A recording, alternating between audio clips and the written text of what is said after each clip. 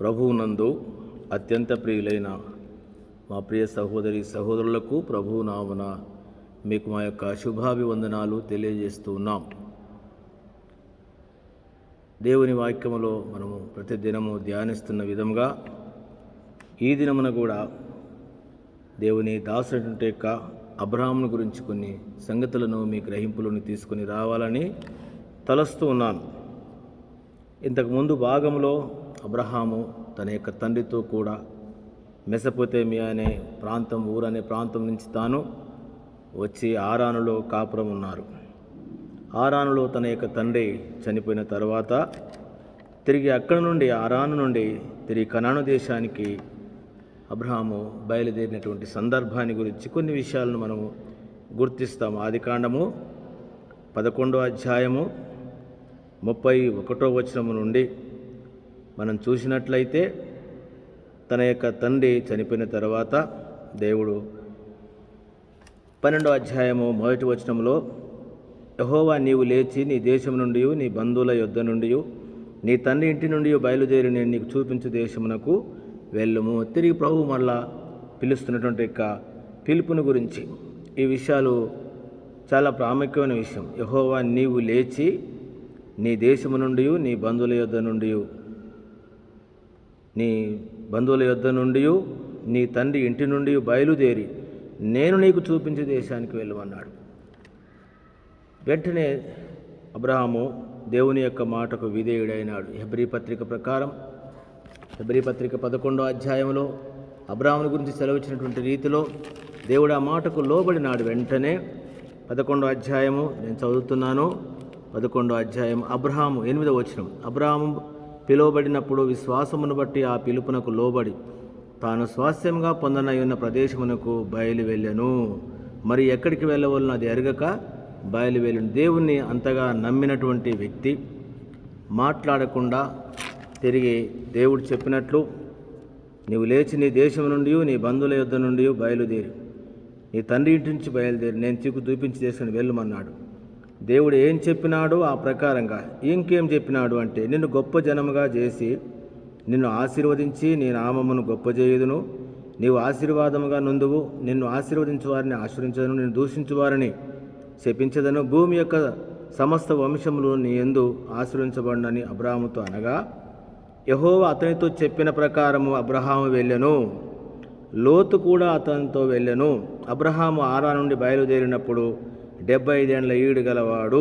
గమనించండి, ఎప్పుడైతే దేవుడు చెప్పినాడో ఆ మాట ప్రకారము తప్పకుండా తాను తిరిగి దేవుడు చెప్పిన విధంగా వచ్చి 7 అంతల ఆశీర్వాదములు గురించి తను మాట్లాడుతూ వచ్చినాడు. దేవుడు చెప్పినట్లుగా చెప్పిన ప్రకారం తాను వచ్చినాడు. 4వ వచనము, యెహోవా అతనితో చెప్పిన ప్రకారం అబ్రహాము వెళ్ళెను, లోతు కూడా అతనితో వెళ్ళెను. అబ్రహాము యెహోవా అతనితో చెప్పిన ప్రకారం వెళ్ళినాడు. ఎలాంటి వ్యక్తి అంటే చెప్పిన ప్రకారము వెళ్ళినటువంటి వ్యక్తి. ఇది చాలా ప్రాముఖ్యమైన మాట. చాలా సార్లు చెప్పిన ప్రకారం చేయము, ఒకటి చెప్తే ఒకటి చేస్తాం. ఆదాముడు అదే చేసినాడు, ఒకటి చెప్తే ఒకటి చేసినాడు. నోహు చెప్పిన ప్రకారం చేసినాడు. ఇక్కడ అబ్రహాము కూడా ఎలాంటి వాడంటే చెప్పిన ప్రకారం చేసినాడు. దేవుని బిడ్డలంగా దేవుడు చెప్పినట్లుగా మనం చేసినామా? అనేక సార్లు దినముల్లో దేవుడు చెప్పినట్లు మనం చేయలేని వారంగా ఉంటున్నాం. కొన్నిసార్లు చెప్పినట్టు చేయకపోవడమే గొప్ప నష్టం. సౌలు కూడా అంతే, సమూయేలు చెప్పినట్లు తాను చేయలేదు. దాన్ని బట్టి తన యొక్క విధానం మనం చూడగలం, ఎట్లా పోగొట్టుకున్నాడో, నష్టపోయినాడో. అబ్రహాం అలాంటి వాడు కాదు, చెప్పిన ప్రకారము తాను వెళ్ళినాడంట. గమనించండి 5వ వచనము, అబ్రాహాము తన భార్య అయిన శారాయిని, తన సహోదరుని కుమారుని లోతును ఆరాన్లో తాను వారు ఆర్జించిన యావత్ ఆస్తిని సంపాదించుకొని సమస్తమైన వాటిని తీసుకొని కనాను దేశమునకు వెళ్ళుటకు బయలుదేరి కనాను దేశమునకు వచ్చిరి అంట. కాబట్టి నేను నిన్నటిదిన కూడా చెప్పినాను, దాదాపు ఆరాను నుండి కనాను దేశము 640 కిలోమీటర్ల దూరం, ఎంతో దూరం నుంచి ప్రయాణం చేసి కనాను దేశానికి వచ్చినాడు దేవుని యొక్క మాట ప్రకారం. 6వ వచనము, అప్పుడు అబ్రాహాము షెకెమునందలి ఒక స్థలము దాకా ఆ దేశ సంచారం చేసినాడు. మోరే దగ్గర ఉన్న సింధూర వృక్షము వద్దకు చేరెను. అప్పుడు కనానీలు ఆ దేశంలో నివసించిరి. యెహోవా అబ్రాహామునకు ప్రత్యక్షమై నీ సంతానమునకు ఈ దేశం ఇచ్చిదనని చెప్పగా అతడు తనకు ప్రత్యక్షమైన యెహోవాకు ఒక బలిపీఠం కట్టెను. గమనించండి, తన కనాను దేశానికి వచ్చినటువంటి మొదటి స్థలం ఏంటంటే షెకేము. షెకేము అనేటువంటి ప్రాంతానికి వచ్చినాడు. తిరిగి అక్కడి నుండి మళ్ళీ ఏం చేసినాడు, షెకేము నందలి ఒక స్థలం దాకా చేసి ఆ దేశ సంచారం మోరే దగ్గరనున్న సింధూర వృక్షం వద్దకు చేరిండు. మోరే దగ్గరనున్న సింధూర వృక్షము. మొదటిది షెకేము. షెకేము అంటే భుజము అని అర్థం, భుజము. అక్కడి నుంచి మోరే దగ్గరనున్న సింధూర వృక్షము వద్దకు చేరినాడు. అప్పుడు కనానీల దేశము సింధూర వృక్షము, మోరే దగ్గరనున్న సింధూర వృక్షము. ఈ యొక్క భాగానికి చాలా విషయాలు రాయబడ్డాయి. మోరే దగ్గరనున్న సింధూర వృక్షము. షెకేము అనంటే భుజము అని అర్థం, భుజం. కాబట్టి భుజం అంటే ఒక భారంతో కూడింది, బాధ్యతతో కూడింది, బరువును మోసేదిగా ఉంటుంది. అందుకొరకనే ఇప్పుడు అబ్రహాము మీద తనకు మీద ఒక భారం మోపబడింది. అందుకనే భుజము అనేటువంటి స్థలానికి వచ్చినాడు. అక్కడి నుంచి మోరే అంటే బోధకుడు అని అర్థం, బోధకుడు. తర్వాత ఇంకొక భాగమైంది సింధూర వృక్షము అంటారు. సింధూర వృక్షము అంటే ఎర్రని వృక్షము లేక పుష్టికరమైనటువంటిది. ఏం చూపిస్తుంది ఈ యొక్క సింధూర వృక్షము అనంటే, మొదటిది అపోస్తుల యొక్క బోధ, రెండవది సింధూర వృక్షం ఏం చూపిస్తుంది, సింధూర వృక్షం యొక్క అనుభవం ఏమిటి అనేది ఒక విషయాన్ని నేను మీకు గుర్తు చేస్తాను. అదే ఆదికాండం 13వ అధ్యాయము 18వ వచనం గమనించండి. అప్పుడు అబ్రాము తన గుడారం తీసి హెబ్రోనులోని మమ్రే దగ్గరున్న సింధూర వృక్షములో దిగి అక్కడ యెహోవాకు బలిపీఠం కట్టెను. మమ్రే దగ్గరనున్న సింధూర వృక్షము. ఇక్కడేముంది, మోరే అంటే బోధకుడు అని అర్థం, సింధూర వృక్షము. ఇక్కడ ఇంకోటి ఏముంది, మమ్రే దగ్గరనున్న, ఏం దగ్గరట, మమ్రే. కాబట్టి ఇవన్నీ చాలా ప్రాముఖ్యమైన విషయాలు. కాబట్టి మన సమయాన్ని బట్టి మనం వెళ్తున్నాము. అబ్రహాము యొక్క జీవితంలో ఎక్కడికి వచ్చినాడు అంటే సింధూర వృక్షం అంటే ఇది దేవునికి, ప్రభుకే గుర్తు, లేక ప్రభు యొక్క సహవాసానికి గుర్తు. హెబ్రోనులో ఉంటాడు. మమ్రే దగ్గర సింధూర వృక్షం దిగి అక్కడ హెబ్రోనులోని మమ్రే దగ్గరనున్న సింధూర వృక్షవనం. మమ్రే దగ్గరున్న సింధూర వృక్షము. అబ్రహాము యొక్క జీవితంలో ఎప్పుడైతే తన ఆరా నుంచి బయలుదేరి వచ్చినాడో ఎక్కడికి వచ్చినాడంటే షెకేము. రెండవ స్థలం ఏంటంటే మోరే అంటే బోధకుడు. తిరిగి సింధూర వృక్షము. ఆ తర్వాత సింధూర వృక్షం పుష్టికరమైనటువంటిది అన్నట్టు. సింధూర వృక్షము మన ప్రభువైన యేసుక్రీస్తు వారికి సూచనగా ఉంటుంది. ఇంకోటి హెబ్రోను. హెబ్రోన్ అంటే ఏంది, సహవాసము. అబ్రహాము ఇప్పుడు ఏం చేసినాడు, సహవాసమునికి రాబడ్డాడు. మొదటి కొరింథీ పత్రిక 1వ అధ్యాయం 9వ వచనం ప్రకారం ఆయన కుమారుడైన యేసుక్రీస్తు వారి యొక్క సహవాసములోనికి అని. కాబట్టి తన జీవితంలో ఇప్పుడు ఎక్కడున్నాడంటే సహవాసంలో ఉన్నాడు. గమనించండి, నేను కొన్ని విషయాలను మీ గ్రహింపులను తీసుకుని రావాలని తలస్తున్నాను. హెబ్రోనులోని తన జీవితంలో ఎక్కడ కనిపిస్తూ వచ్చినాడంటే సింధూర వృక్షము. ఆదికాండము 18వ అధ్యాయములో 18 మమ్రే దగ్గర ఉన్న సింధూర వృక్షములో అబ్రహాము ఎండవేళ మమ్రే దగ్గర ఉన్న అంటే తన జీవితంలో ఎన్ని పరిస్థితులు వచ్చినా ఎన్ని ఉన్నా కూడా ఏ అనుభవంలో ఉంటున్నాడంటే సింధూర వృక్షం సహవాసంలో ఉంటున్నాడు. ఇంకొక విషయాన్ని నేను చెప్పాలని మీకు తలస్తూ ఉన్నాను. సింధూర వృక్షము అంటే ఎర్రనిది. సింధూరం అంటే ఎర్రని వృక్షము. కాబట్టి ఎర్రని వృక్షము ఎవరు అంటే మన ప్రభువైన యేసుక్రీస్తు వారి యొక్క సహవాసం. ఎరుపు అనేది కొన్ని విషయాలను చూపిస్తుంది. నేను మీ గ్రహింపులను తీసుకుని రావాలని తెలియజేస్తున్నాను. నిర్గమాకాండము 25వ అధ్యాయము 4 నుండి ఈ యొక్క ఎరుపును గురించి రాయబడింది. ప్రత్యక్షం యొక్క గుడారం యొక్క విధానం కూడా ఎరుపును చూపిస్తూ ఉంటుంది. ఎరుపు సింధూరమును చూపిస్తూ ఉంటుంది. సింధూరం అంటే ఎరుపు. 25వ అధ్యాయము 25 నేను చదువుతున్నాను, గమనించండి.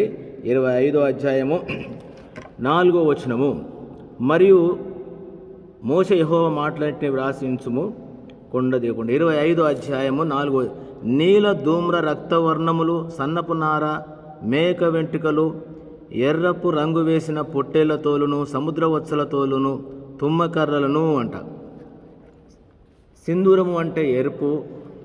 ఎరుపు ఏం చూపిస్తుందంటే నీల ధూమ్ర రక్తవర్ణములు. ప్రత్యక్షపు యొక్క గుడారం యొక్క ఉండవలసిన యొక్క విధానమే ఎరుపు యొక్క జీవితము. ఎరుపు అందుకొరకనే 26వ అధ్యాయంలో కూడా ఈ మాట రాయబడి ఉంటుంది. 26వ అధ్యాయంలో కూడా దాని తెరలను గురించి కూడా రాయబడి ఉంటుంది. అంతేకాదు సంఖ్యాకాండంలో కూడా ఆ మాటలు మనకు, లేవియాకాండంలో కూడా ఆ మాటలు రాయబడి ఉంటాయి. ఏర్పు అనేది మన ప్రభువైన యేసుక్రీస్తు వారికి గుర్తుగా ఉంటుంది. అందుకని చిన్న మాటను గమనించవలసిన విషయం ఏంటంటే, అబ్రహాము ఆరాను నుంచి బయలుదేరి వచ్చిన తర్వాత ఎక్కడ ఉన్నాడంటే, ఒకటి బోధ, అపోస్తుల బోధ యందు, రెండవది సహవాసంలో ఉంటున్నాడు. కాబట్టి తన జీవితంలో చివరి వరకు కూడా ఎక్కడ ఉన్నాడు అంటే సహవాసంలోనే ఉన్నాడు. ఈ దినాలలో చాలాసార్లు సహవాసం విషయంలో మనం కూడా అంతే. హెబ్రోను అంటే కూడా సహవాసం అనే అర్థం, మనకు సహవాసం అనే అర్థం. అంతేకాదు ఇదే హెబ్రోను అనేటువంటి యొక్క స్థలములో శారా చనిపోయినటువంటి యొక్క స్థలము, పాతిపెట్టబడినటువంటి యొక్క స్థలం కూడా ఎక్కడ అని మనం చూస్తే గమనించండి 23వ అధ్యాయంలో 2వ వచనం, శారా కనాను దేశమందలి హెబ్రోనును కిర్యతర్బాలో మృతి నొందిన. హెబ్రోను ఎక్కడున్నారు వారి జీవితంలో? హెబ్రోను, సహవాసంలోనే ఉంటూ వచ్చినాడు. 24వ అధ్యాయంలో కూడా అబ్రహాము యొక్క జీవితం కూడా మనం చూడగలము. 25వ అధ్యాయం 7వ వచనములో కూడా తాను కూడా 7వ వచనం, అబ్రహాం బతికిన దిన సంవత్సరములు 175. అబ్రహాము నుండి వృద్ధాప్యము వచ్చిన వాడై మంచి ముసలితనము తన ప్రాణం విడిచి మృతి నొంది తన పితరుల యొద్దకు చేరి ఇత్యుడైన ఆసోరు సోహారు కుమారుడైన ఎఫ్రోను పొలం అన్నాడు అక్కడే. కాబట్టి అబ్రహాం తన జీవితంలో ఆరాను వదిలి వచ్చినారు. అన్ని వదులుకొని వచ్చినటువంటి వ్యక్తి. మోరే అంటేనేమో బోధకుడు, అంటే అపోస్తుల బోధ, సహవాసంలోనూ. అంతేకాదు అబ్రహాం జీవితంలో రొట్టె విడుచుట కూడా ఉంది. మనకు తెలుసు అబ్రహాం జీవితంలో ఇవి తన చివరి వరకు తను కలిగి జీవిస్తూ వచ్చినాడు. మా ప్రియమైనటువంటి సహోదరులారా, చివరి దినాలలో ఉన్నాం, భయంకరమైన దినాల్లో ఉన్నాం, సహవాసాన్ని కోల్పోయే దినాల్లో ఉన్నాం. పరిస్థితులను బట్టి ఈ మిగతా సమయం భాగంలో తర్వాత మనం మరో రోజు రేపటి దినం మనం ఈ భాగాన్ని చూస్తాము. ఈ దినం వరకు మనం గమనించవలసిన విషయం ఏంటంటే, అబ్రహాము తాను బయలుదేరి వచ్చి ఎక్కడున్నాడు అని అంటే, తాను 7 అంతల ఆశీర్వాదానికి వారసుడిగా ఉండడానికి కొరకు మోరే అనుభవంలో ఉన్నాడు. తర్వాత షెకెము యొక్క అనుభవంలో ఉంటున్నాడు. సింధూర వృక్షము లేక హెబ్రోన్ అనుభవంలో తాను జీవించగలిగినాడు. నీవు నేను కూడా కార్య ఆరంభం కంటే కార్య అంతము మేలనే లోకం నుంచి బయటకు వచ్చినాము. మనం సేవకులం కావచ్చు, విశ్వాసులు కావచ్చు, బాధ్యత గల వారు కావచ్చు, ఎవరమైనా ఈ చివరి దినాలలో సహవాస క్రమములో యేసుప్రభువారు యేసుక్రీస్తు యొక్క సహవాసమునకు మనల్ని పిలిచినాడు. ఆ సహవాసంలో నమ్మకమైనటువంటి వారిగా చివరి వరకు అబ్రహాము తన జీవితంలో చివరి వరకు కూడా హెబ్రోను యొక్క అనుభవంలో ఉంటూ మరణిస్తూ తన పితరుల యొద్దకు వెళ్ళినాడు. నీవు నేను కూడా అలాంటి యొక్క జీవితం మనం జీవిస్తాము. ఆ అనుభవంలో మనం ఉందాం. ఆ విధంగా ఉండుటకు ప్రభు మనకు సహాయపడునుగాక. ప్రార్థన చేస్తాము. ప్రియ తండ్రి, విన్నటువంటి భాగము మా హృదయంలో భద్రపరుచుకొని, అబ్రహాం తన జీవితంలో మోరే, తిరిగి సింధూర వృక్షము, వనము, సింధూర వృక్షము, ఆ తర్వాత హెబ్రోను అనేటువంటి యొక్క విధాన సహవాసంలో మా తండ్రి తాను చివరి వరకు ఉంటూ వచ్చినాడు. మేము కూడా ఈ దినాలలో సహవాసాన్ని తప్పిపోయే దినాల్లో ఉన్నాం. మాకున్న పరిస్థితులు, బెదిరింపులు ఇవన్నిట్లో కూడా నీ బిడ్డలను మమ్మల్ని కాపాడి చివరి వరకు అబ్రహాము వలె కార్య ఆరంభము కంటే కార్య అంతము మేలని ఈ ముగింపులో చివరి దినాలలో సహవాసమైన క్రమంలో మేము ఉండడానికి నీ బిడ్డలకు మాకు సహాయపడమని ఇచ్చిన సమయాన్ని బట్టి మనం చెల్లిస్తూ యేసు ప్రభువారి నామమున ప్రార్థించి వేడుకుంటున్నాను తండ్రి. ఆమేన్. మన ప్రభువైన యేసుక్రీస్తు వారి యొక్క కృప, పరిశుద్ధాత్మ సహవాసం, దేవుని ప్రేమ ఇప్పుడు ఎల్లప్పుడు సదాకాలం మనందరికీ తోడై ఉండి సహాయం చేయునుగాక. ఆమేన్. Praise the Lord. మీ అందరికీ ప్రభువు నామమున